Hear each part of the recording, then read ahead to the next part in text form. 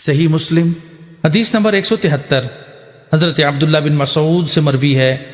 وہ نبی اکرم صلی اللہ علیہ وسلم سے روایت کرتے ہیں، آپ نے فرمایا جس کے دل میں ذرہ برابر بھی تکبر ہوگا وہ جنت میں نہیں جائے گا۔ ایک شخص نے عرض کیا کہ ایک آدمی چاہتا ہے کہ اس کے کپڑے اچھے ہوں اور اس کا جوتا اچھا ہو، تو کیا یہ بھی تکبر ہے؟ آپ صلی اللہ علیہ وسلم نے فرمایا بے شک اللہ تعالیٰ جمیل ہے اور جمال یعنی خوبصورتی کو پسند فرماتا ہے۔ تکبر حق بات کو جھٹلانا اور لوگوں کو حقیر جاننے کا نام ہے۔ صحیح مسلم حدیث نمبر 174 حضرت عبداللہ رضی اللہ تعالی عنہ سے مروی ہے، فرماتے ہیں رسول اکرم صلی اللہ علیہ وسلم نے فرمایا وہ شخص جہنم میں داخل نہیں ہوگا جس کے دل میں رائی کے برابر بھی ایمان ہوگا، اور وہ شخص جنت میں نہیں جائے گا جس کے دل میں رائی کے دانے کے برابر بھی تکبر ہوگا۔ صحیح مسلم